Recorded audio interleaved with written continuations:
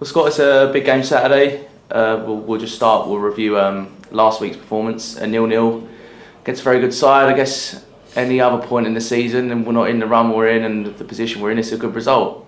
Yeah, like I say, if that was early on in the season, you probably would have taken it. Clean sheet, hard-fought point, especially the way we played first half. We were way off it on our standards. Fire played very well, caused us a lot of problems, and we didn't quite get to grips with their shape, if you like. But we tweaked a few things at half-time, just before half-time, and we were a lot more solid second half. We set up on a counter-attack a little bit, and we had that one golden chance that we were hoping for, and unfortunately it didn't get put away. But like I say, it's a point, but we need more than that right now at this stage of the season. Does that sum us up? Gallagher's beat the keeper, done the hard work, and then defender clears off his line with his training leg. Oh yeah, absolutely. You can pinpoint a few of them things that happened in the last few games that happened to teams at the bottom, and like you say, it's just at this time, I'm sure if it was down the other end, it probably would have gone flying in the back of the net.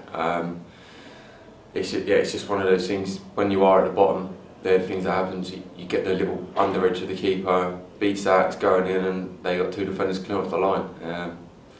But yeah, overall it wasn't quite good enough for us, because we know we needed the 3 points, and I think we kind of not settled for a point, but it was, we maybe could have done a little bit more towards the end of the game.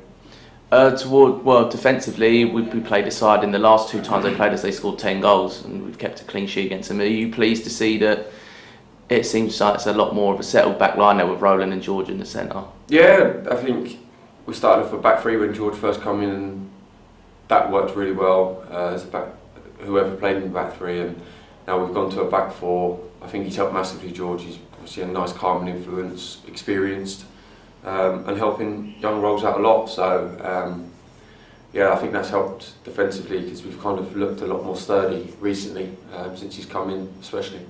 And we look ahead now to Saturday's game on the 3G.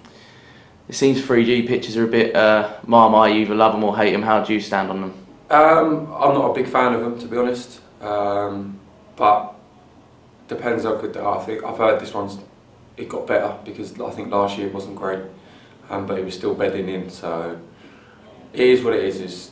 There's nothing you can do about it now, but I'd much prefer if you offer me a grass pitch over a 4G pitch. We'd take that. I think any footballer probably would, if they're honest, but like I say, it is what it is, and we have to go into that game fully prepared. And Saturday's game as well, if results don't go our way and we lose and other teams draw or win, that could see us down. Is that added, I guess, is there an added impetus to really want to get the win? Because if we win, then we don't have to worry about that Saturday. Yeah, exactly. We just need to worry about ourselves. And obviously it's not looking great at the minute, it's looking quite bleak, but we need to, like I said, concentrate on ourselves, worry about our results, control what we can control, and that is 3 o'clock at Bromley come Saturday. So at the end of 5 o'clock, when you look at the results, it'd be a much more positive result if we win, and then you can start looking about what other teams have done, but until then we need to focus on the job in hand, and that's ourselves. And they're coming off a massive high in the week, and they've beaten the league leaders. What do you expect from them? They've, again, talking about settled back fours, they've seemed to have the same defence for a lot of this season. Yeah, no, they're a good side. The manager there's got them hard. He's a hard-working team. Got some good players there, and you can see with results like Tuesday night, because obviously Orient top of the league, flying high. So fair play to them. They're obviously still knuckling down, working hard, and doing the right things. So it's going to be a tough game, but we're fighting for our lives, and I say it every week, and it's just until it's mathematically possible or impossible to stay up, we'll give absolutely everything we have to try and get ourselves out of it. And Bromley are one of them few sides in the division at this moment in time. They're comfortably mid-table. I think that win in the week has eased off their relegation worries, and they don't look like they'll be challenging for the playoffs either. So is there a danger that they could get caught in a holiday mode, I guess? I think you could have said that before Tuesday night, really. I think there's too many teams between the bottom four and Bromley to probably pull them back in, but They're obviously playing with confidence at the minute. That they're, like I said, they're a good team. I can't envisage the manager letting them slip off, whether or not they've got playoffs to aim for or relegation to stave off. But it's, like I say, it's one of our games that we need to concentrate on ourselves rather than let them know. They're, like I said, they're a good team with a good manager, good players, like every team in this league. So it's going to be no different. We just need to focus on ourselves, and whether or not they're going to give 100%, I'm 100% sure they will do, because knowing the manager and the player he used to be, he won't let them up like that.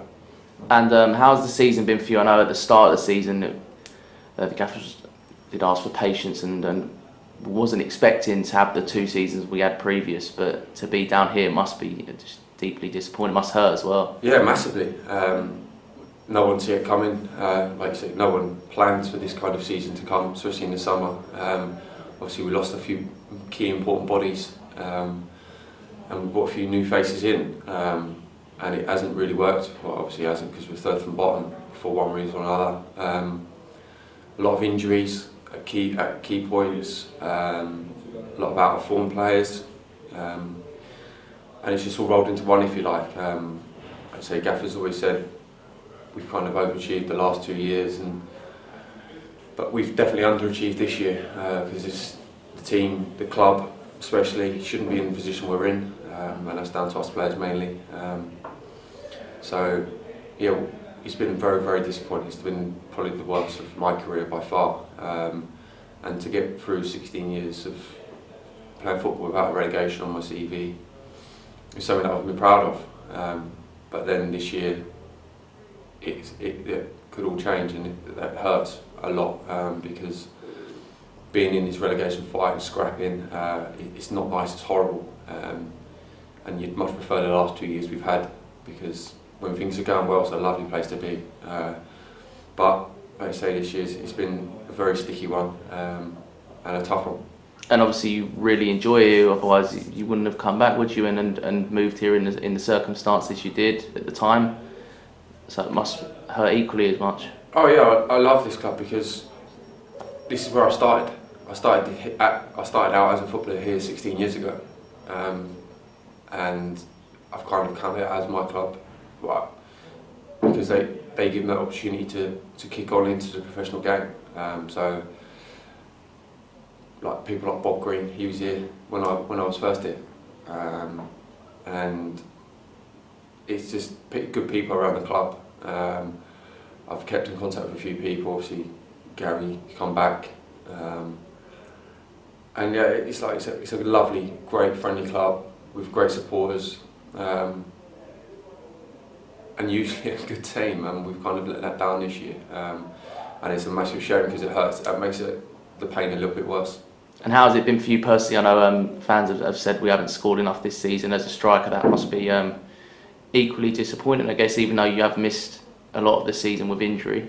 Yeah, no, like I say, on the first time my hands up, the forward play, strikers and attacking midfielders has been, our quality and return has been nowhere near it, and we can't keep relying on the defence to keep clean sheets, because when they do that, like the other day, it was 0-0, we need to take them chances. We're not going to get 5, 6, 7 good chances every game like we were when we were playing really well the last couple of years. So yeah, I'd take that on the chin. It's absolutely devastating because I know I've let the team down a little bit by playing the way I have done.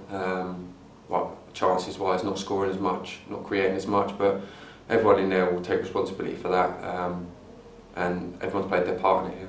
And it must be disappointing as well, because there have been some games this season where the team has really shown their quality. It's a young group, like you say, and a lot of them have potential, and some of them have shown it in patches. Yeah, in patches isn't good enough, and whether it's me who's played 16 years, George who's played in the Prem for God knows how many years, or a Jacob, for example, who's come his first proper season out of academy football. It doesn't matter what end of the scale you're on.